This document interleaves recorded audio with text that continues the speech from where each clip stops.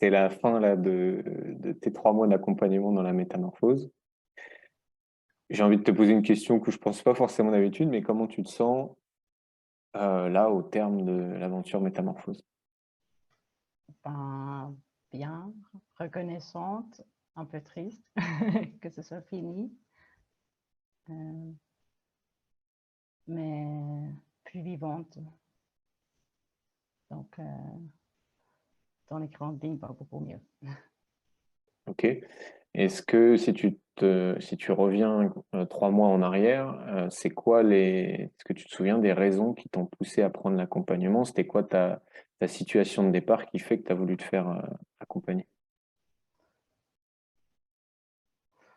Ben, c'est marrant, comme des fois, ben, on a limite presque la peine à se souvenir de comment de comment c'était avant, mais en plus, je me suis fait la réflexion il n'y a pas longtemps, mais bah, ça allait pas du tout. Euh, je me sentais complètement perdue, je pleurais énormément, je m'étais beaucoup isolée, j'avais peur de tout, je crois. Et peut-être c'est aussi peut-être pour ça que j'ai pas forcément envie non plus de trop m'en souvenir. Et en même temps, ben, c'est beau parce que ça n'a rien à voir avec comment je me sens maintenant. Et maintenant, si je me sens triste, ben, ça ne me met plus en mode panique automatiquement. En fait,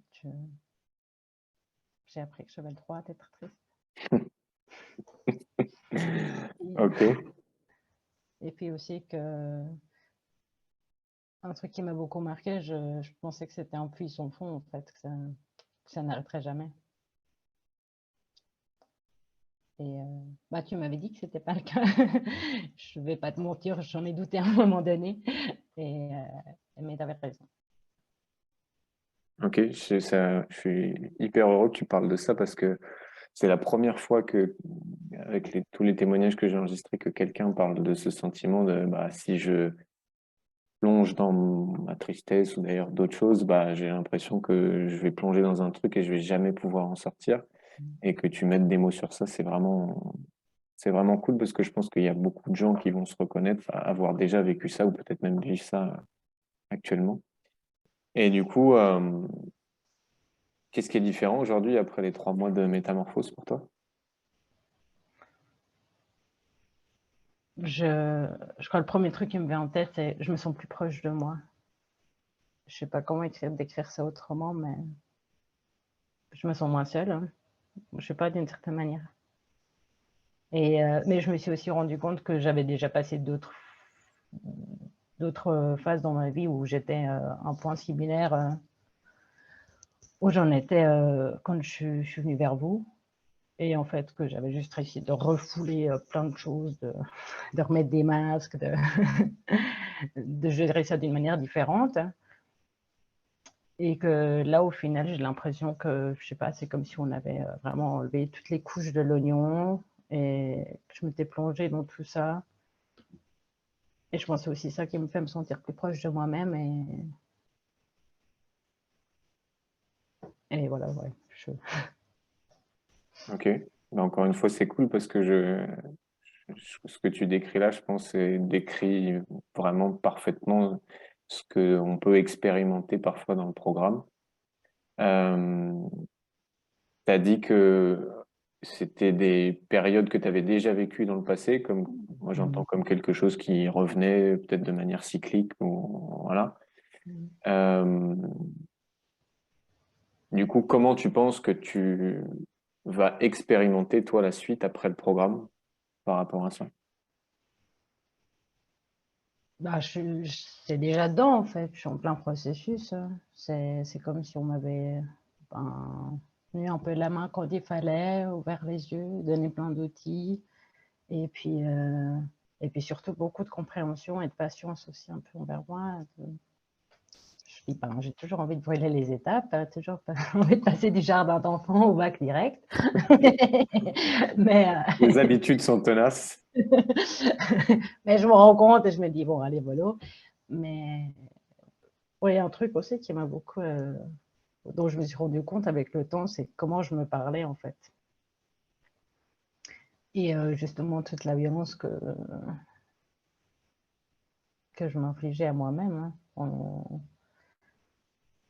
Et comme j'étais méchante aussi avec moi. Ça, je te dis aussi, je me sens plus proche de moi parce que je suis aussi plus gentille avec moi.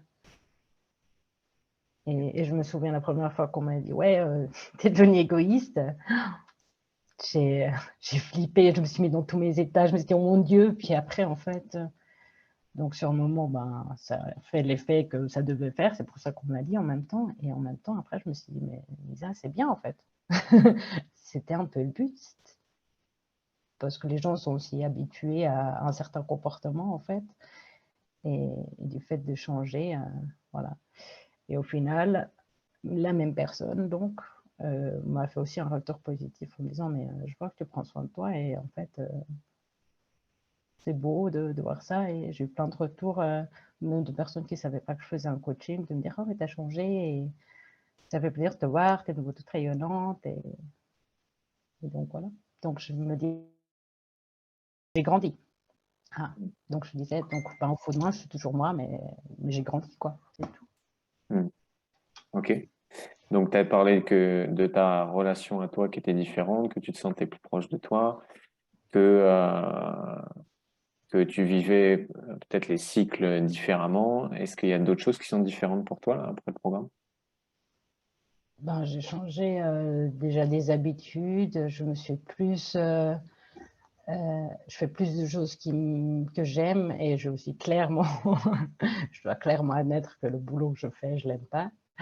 Et je me suis appris justement avec vous que je pouvais réfléchir à 1000 trucs qui pourraient me plaire, mais si tant que je reste dans la réflexion, ben ça ne changera rien. Donc, et là, j'ai aussi des choses qui m'intéressent, où ben, j'ai fait des premières démarches pour aller dans une autre direction. Donc, je ne peux pas tout faire en même temps, mais en fait, déjà d'avoir plus de confiance que dans tous les cas, je vais réussir de gérer d'une manière ou d'une autre. Je crois un peu cette confiance en la vie aussi, que j'avais clairement plus du tout, qui est revenue et de me sentir capable et de me dire que en fait, la vie, c'est une grande aventure et que c'est cool qu'on a de la chance de pouvoir la vivre. Ok. Et qu'est-ce qui t'a permis ça?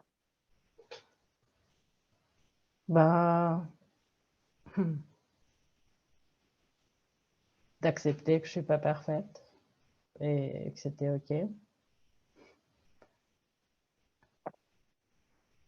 De réaliser que tout ce qui m'arrive a plusieurs côtés, en fait, que la médaille a plusieurs côtés et que en fait, ça m'apporte toujours aussi quelque chose de bien, de réussir de voir tout le bon dans le mauvais. Autant j'ai eu des phases dans ma vie où j'étais très à voir que le mauvais, j'ai eu des phases dans ma vie où je faisais un peu l'être extrême. Je fermais les yeux sur tout le mauvais, je voyais que les bons trucs. Et donc, Et les deux fonctionnent pas top, quoi. non, pas du tout. C'est là qu'on me disait arrête voir avec ton pays des bisounours, c'est tout. Et puis, et là, j'ai enfin trouvé le juste milieu un peu à voir les deux, qu'il y a du bon et du mauvais et que c'était nécessaire. Et donc, pas fermer les yeux sur la réalité, mais voir les différents aspects tout simplement. Ce qui finalement donne cette capacité à voir les choses plus objectivement, à voir la réalité, ainsi que les histoires que je me raconte avec et tout, de pouvoir prendre ce recul, d'avoir appris ça. Ça a aussi un effet rassurant au final. Et en même temps, ça m'a montré tout le pouvoir que j'ai, en fait, que j'ai tellement de pouvoir sur ma vie et ce que j'en fais, et que c'est principalement moi qui me mets les barrières. Donc voilà. Ok. Je crois qu'au début de notre échange, là, tu as parlé il y a 3 mois, il y avait une certaine fatigue. Ah oui. Ok. Et est-ce que c'est différent aujourd'hui par rapport à ça? Oui, tu te rends compte, je me lève de moi-même à 6h30. Tu te lèves de toi-même à 6h30, ok. Oui, mon réveil, j'en mets toujours plusieurs réveils, mais j'en mets plus dès qui sonne pendant 2 heures, où je me retourne, j'arrive pas à sortir du lit. Je me mets 2, 3, parce que c'est quand même sympa le lit, mais et puis je suis un peu marmotte, mais je me lève après 1 minute, quoi, rien à voir. Hein. Et en plus aussi, c'est par exemple les routines que j'ai installées qui me donne cette structure un peu aussi dans ma vie. Il y en avait des que j'avais, mais pas, comment dire, elles n'étaient pas calées, elles n'étaient pas fixes. Et là, d'avoir certaines parties qui sont de la routine, qui donnent cette stabilité, et en même temps, justement, aussi d'avoir ce pouvoir de se dire, ben, bon, bah, je n'aime pas trop la routine non plus, je perds peur de m'emmerder, de me laisser l'espace, d'être libre. Ok. Si tu devais faire un comparatif sur ton niveau d'énergie de 0 à 10, avant, après la métamorphose. Oula. Bon, je vais t'avouer, je ne suis pas très fan de ces baromètres dans un 10, mais Ah bah attends, parce que il y en a 4 ou 5 qui vont suivre derrière dans le témoignage, hein. oh, je vais essayer de l'appliquer. Alors, ouais. Bon, je crois que quand j'ai commencé, je devais être à 2. Ouais, je devais être à peu près à 2. Parce que ben, je passais mes journées à regarder des séries, à m'occuper la tête. Sinon, je pleurais. Je n'en foutais pas une. J'étais absolument le minimum. J'ai même, ouais, Ok, vraiment le strict qu'il me fallait.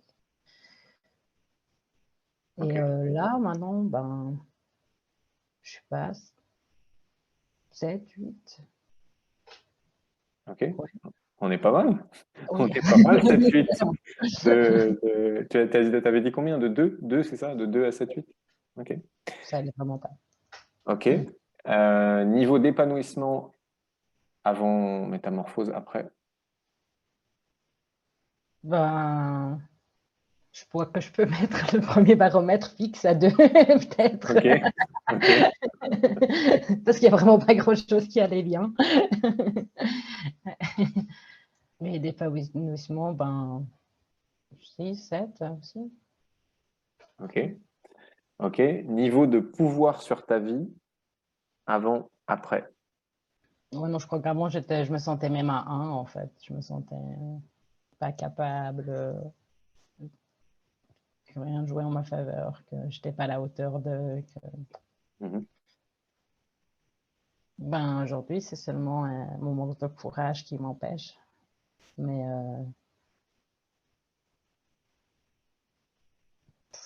je mettrais un 7-8 de nouveau. Je me sens beaucoup plus libre et forte, et justement que plein de portes à pousser il me suffit d'ouvrir, ou bien au moins de déjà commencer à avancer en cette direction. Ok. Niveau de paix intérieure, je finis la torture. Il en reste une ou deux. Niveau de paix intérieure de 0 à 10. Ah ben, on peut aussi, quand j'ai commencé, je devais être à 2, 1, je sais pas, mais je me sentais vide de l'intérieur. Parfois, je me sentais juste tellement vide que c'était même pas autant. Parfois, c'était de la torture, je souffrais, et en fait, parfois, je me sentais juste vide, ce qui est, Hmm. je crois, encore pire, en fait. Hmm. Et la paix intérieure, je vais pas te mentir, c'est pas toujours pareil. Parce que j'ai toujours ces moments où je prime mes émotions et tout, et par contre, ça dure beaucoup moins longtemps, parce que je me rends compte tout d'un coup que là, je suis dans un mal-être. Hmm. Donc, du coup, j'en souffre plus, ou bien j'en souffre un moment, mais Mais ça dure ça moins, sera quoi. peut-être un 2 jours. Ben non, justement, j'en prends conscience assez rapidement. Ça m'est arrivé de pas, mais je vois que ça raccourcit de plus en plus, en fait. Ça peut encore m'arriver de 3 jours vouloir faire pour que tout le monde aille bien et tout d'un coup, de pas me sentir bien et de réaliser, oula, mais Hmm. grande rechute. Et, euh, et aussi de plus m'auto-flageller, me dire Ouais, ouais, mais t'avais appris pourtant. ouais, Donc, il y a quand même une paix de base qui est beaucoup meilleure. Après, comme je te dis, ça dépend des jours. Il y a des jours où je me ouais. sens limite Bouddha. Et d'autres, Et l'autre Bouddha est loin. voilà. Mais je crois que dans les grandes lignes, je sais pas, je peux mettre un 7 aussi. Ok, on a fini pour les 0 à 10. C'est Ouais. bon. Euh, Qu'est-ce qui a été le plus impactant pour toi pendant ces 3 mois? Ben, en fait, il y a tout qui a eu son impact d'une manière ou d'une autre. Je veux dire que ce soit les séances avec vous, un collops, les coachings de groupe en fait aussi, parce que du coup, de pouvoir avoir le point de vue extérieur et de pouvoir s'identifier à quelqu'un. Ouais, il y avait quelqu'un dans le groupe avec qui j'arrivais beaucoup à m'identifier et ça m'a énormément aidé quand cette personne parlait et que je pouvais être assise de l'autre côté ou bien que je pouvais moi regarder et me dire mais c'est comme chez toi, dis donc. C'est plus facile que quand tu es en plein dedans. Ouais. Donc, au début, j'apprenais beaucoup les séances de coaching en groupe et après, j'en ai vu les énormes bénéfices que ça a. Du fait aussi d'être dans un cercle fermé avec des gens avec qui on partage ça et de se sentir en sécurité. Et en fait, proche de gens qu'on ne connaît pas, c'est aussi impressionnant. Ben, la plateforme, elle est très enrichissante. Il y a des vidéos que j'aurais regardées plusieurs fois, il y en a d'autres dont j'avais moins besoin, mais en fait, c'est ça qui est chouette. On a aussi cette liberté d'aller à son rythme. Et je crois qu'un des trucs, un des trucs qui m'a beaucoup impacté, c'est cette histoire de fantasme, en fait.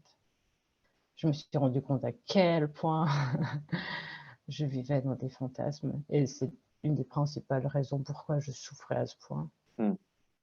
Pas seulement, mais entre vouloir être parfaite, imaginer que quand j'aurais atteint tel et tel truc, que justement un peu ce côté bisounours, un peu trop poussé, les Disney c'est beau, mais Mais dans la vraie vie, ça marche moins bien.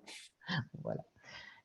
Et aussi, il y a aussi un truc qui m'a énormément impacté, c'était une séance de groupe, mais avec toi, où tu as fait remonter ma colère, hein, et que j'ai pris conscience de cette énergie que c'était, et qu'en fait, quand elle a tourné en juste énergie, quand je suis partie, je sais pas si tu te souviens de cette Oui. séance, que je suis partie après, et ouais, c'était ouf. Et du coup, ça m'a fait aussi avoir moins peur de cette colère et de voir ça comme quelque chose de bien. Et j'ose de plus en plus à taper le poing sur la table et dire bon là, pousser le bouchon un peu trop loin et à me défendre petit à petit. Après, il y a des fois où j'arrive pas. Et puis on s'en fout, comme tu dirais. Ok, justement, est-ce que ça a changé quelque chose dans ta capacité à t'affirmer? Oui, clairement.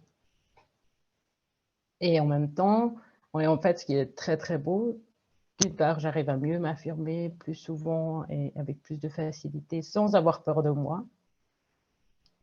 Et en même temps, en fait, ça passe crème chez les autres. Au contraire, c'est limite apprécié. Donc, ça a aussi été apprécié, en fait, ce côté que je cachais, que je refoulais, que je ne permets pas de vivre, qui au Hmm. final, il est aussi chouette. Ok. Si tu devais donner 3 mots pour décrire toi ou ta situation avant le programme. Apeuré, perdu, triste, Ok. Et si tu devais donner 3 ou 4 mots pour décrire ta situation maintenant. libre, légère, confiante. Et puis joyeuse en fait, aussi un peu. Un Je peu. sais pas si c'est ça, mais là, Ok. Question, enfin, réponse que je vais découvrir en même temps que tout le monde. Comment tu as vécu ces 3 mois? euh, là, il y a beaucoup d'adjectifs à mettre dessus. Ça a été très inconfortable partiellement.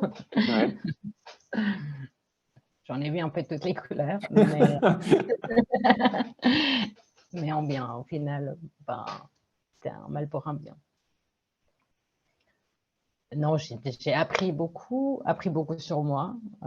Je veux dire aussi appris beaucoup sur la vie au final. Euh, je pose un autre regard sur les gens en général, je crois. Et justement, dans ce dont on parlait à l'instant, de la responsabilité, c'est aussi un sujet qui m'a beaucoup touchée. Ben, c'était très intense en fait, donc ces 3 mois, mais clairement, une des meilleures décisions et j'en suis même au point en fait où je me dis tout ce qui m'est arrivé avant qui m'a poussé à atterrir tellement au fond du bac, hein, que j'avais besoin des podcasts ouverts. Ben, en fait, j'en suis reconnaissante et je me rends compte aussi de tout ce que ça m'a appris et au bout d'un moment, c'est très rassurant, énergisant aussi et et en plus, ben, j'ai rencontré des gens formidables, bon, notamment vous aussi et ça m'a permis, ça m'a ouvert plein de portes. Euh, ouais, j'ai presque envie de te questionner. Tu as parlé du vide tout à l'heure et je pense que tout le monde peut se reconnaître là-dedans, l'espèce de vide en soi qu'on ressent tous à certains moments. Euh, Est-ce qu'il y a des choses qui sont différentes pour toi par rapport à ce vide-là aujourd'hui? Comment est-ce que enfin, je ressens plus ce vide en fait. Et je crois que le vide, c'est quand tu éteins tellement tes émotions que que tu te mets en mode glaçon, comme tu dirais. Et là, bah, je suis sortie de ce mode glaçon. Donc, moi, je vis des trucs désagréables, mais je vis aussi des trucs agréables, quoi. Et je profite beaucoup plus. C'est beaucoup plus intense, hein. Hmm, Et bah, ça en vaut vachement la peine. ça a plus de goût, quoi. Oui. Ok. Est-ce que tu penses que les changements dont tu as parlé là vont durer dans le temps?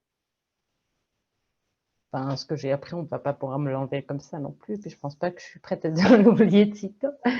Après, bah, comme je te dis, c'est un processus, hein. J'avais plein de théories que j'ai déjà compris. Après, qu'on commence à appliquer ça gentiment, on a plein d'habitudes, que ça prend du temps, oui, mais oui, je suis confiante parce que bah, je vois déjà le changement qu'il y a eu en 3 mois. Donc je pense que si ça va changer, ça va juste continuer dans la direction dans laquelle ça va déjà.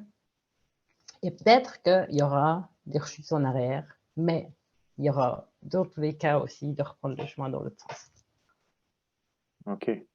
Ok, donc tu te dis que même s'il y aura des embûches, de toute façon, t'as les armes, quoi. Voilà. Ok.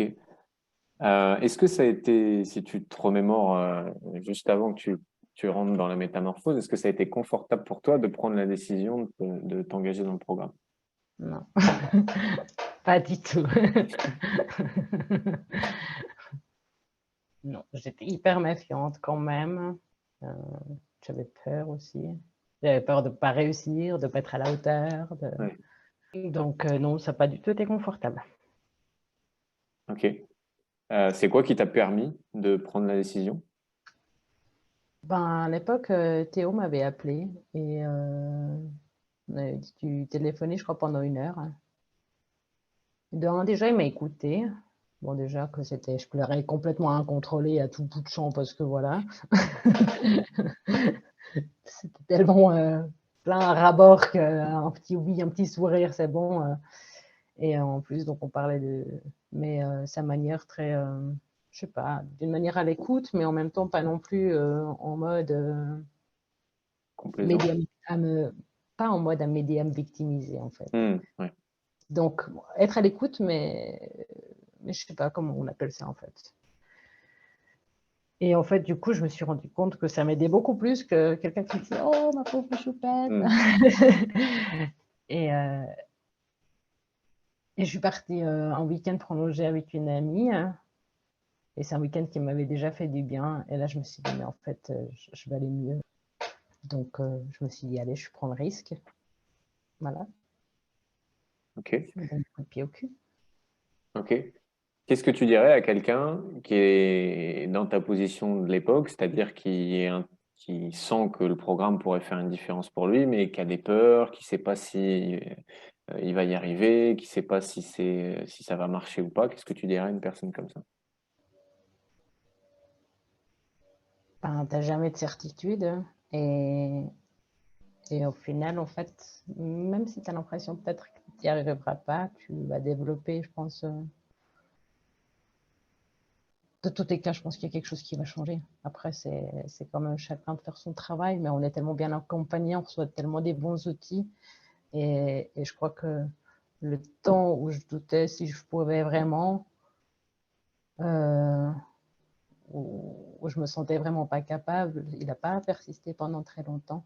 Aussi parce qu'il y a une certaine manière, on nous met pas la pression, ou bien comment dire, on nous donne simplement notre responsabilité.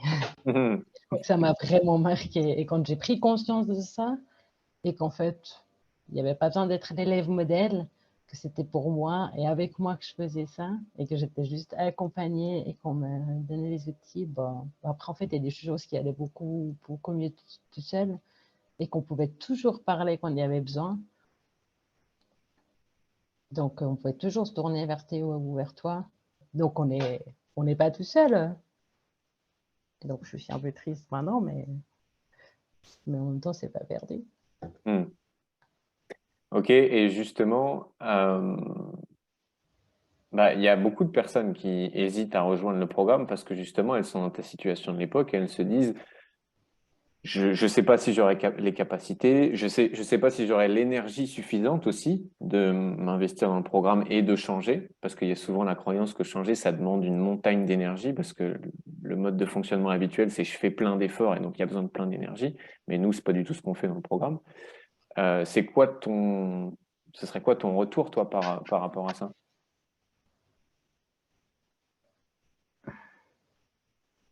Ben non, en fait, ça m'a pas demandé beaucoup d'énergie. L'énergie, elle est venue toute seule, hein. Ça, c'était un des seuls trucs dont j'avais pas besoin, pour lesquels j'avais pas besoin d'énergie, où ça venait tout seul. Ou après, ben, j'ai quand même envie de le dire, ben, il faut le vouloir. Je crois qu'il y a besoin d'une envie de base de changer Ok. quelque chose et d'être conscient que c'est pas vous qui allez changer pour nous, que vous êtes là pour nous aider, mais que c'est à nous de faire. Donc, il faut avoir cette envie, Ok. parce que vous n'êtes pas magicien non plus. Oh, tu viens de détruire tout un mythe. On n'est pas magicien.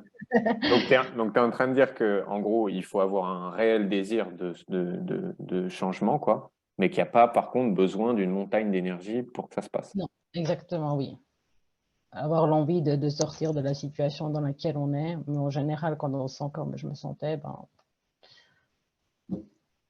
je sais pas, je crois qu'il n'y a personne qui est bien et confortable dans ce sentiment de vide, de tristesse, Du coup, de l'envie est là, quoi. pas L'envie en était confiance. là. Hein? Du coup, l'envie était là. Voilà.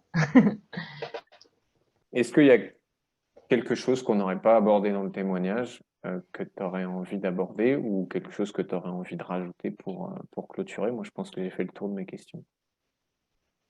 Ben, non, là, j'ai rien qui me vient, mais à part un énorme merci.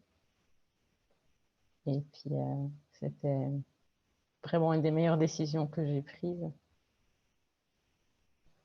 Et ça m'a fait hyper plaisir de vous rencontrer, de pas seulement t'entendre sur mes podcasts, de pouvoir débattre avec vous, d'avoir des séances où même si on en morfle, qu'on souffre, qu'on pleure, je crois qu'il n'y a jamais personne qui m'a vu autant pleurer. En tout cas, tu vends bien le programme. On a fait des séances où on morfle, on souffre, on pleure. Mais pour être libéré plus tard, pour se sentir mieux. Et c'est la partie inconfortable, quoi.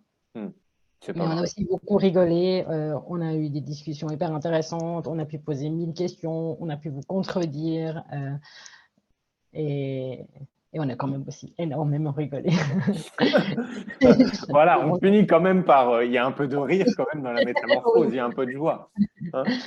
Il y a des larmes parfois, il y a des rires parfois. Il y a énormément d'émotions, en fait, voilà ce qu'il y a de tout.